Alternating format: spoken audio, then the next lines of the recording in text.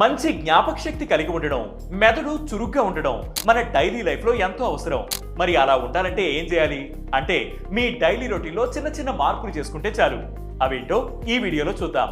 ఈ హరిబరి ప్రపంచంలో ఒక వ్యక్తి ఎన్ని పనులు ఒకేసారి చేయగలిగితే అంత సమర్థులని కొందరు భావిస్తుంటారు. మల్టీ టాస్కింగ్ అనేది ఓ స్కిల్ గా పరిగణిస్తారు. వివిధ రకాల విషయాల్లో నైపుణ్యాలు ఉండడం వేరు, ఒకేసారి అన్ని పనులు చేసేందుకు ట్రై చేయడం వేరు. మొదటిది మీ కెరీర్ కు మంచిదే, కానీ రెండోది లాంగ్ రన్ లో దెబ్బ కొడుతుంది.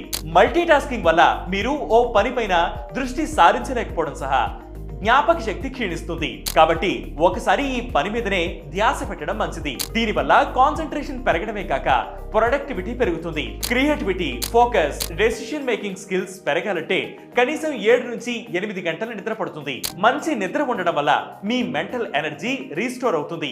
ఎక్సర్సైజ్ చేయడం వల్ల కూడా మీ మెదడుకు బెనిఫిటే.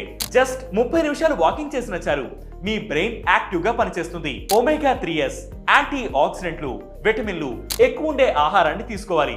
ఆకుకూరలు, నట్స్, ఫిష్, బెర్రీస్ మొదలైనవి ఈ జాబితాలోకి వస్తాయి. ఇవి తినడం వల్ల మీ మెమరీ పవర్ ఇంప్రూవ్ అవడమే కాక లాంగ్ టర్మ్ మెంటల్ హెల్త్ కు మేలు చేస్తుంది.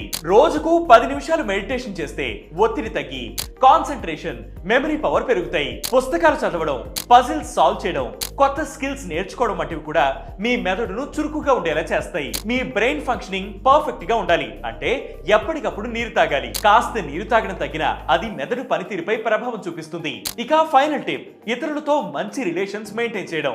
స్నేహితులు లేదా కుటుంబ సభ్యులతో క్వాలిటీ టైం స్పెండ్ చేయడం, వారితో మాట్లాడటం ద్వారా మీ బ్రెయిన్ షార్ప్ అవుతుంది. ఒంటరితనం పోవడమే కాక మీ అనుభవాలు, అభిప్రాయాలు పంచుకోవడం ద్వారా మీ మైండ్ యాక్టివ్ గా ఉంటుంది.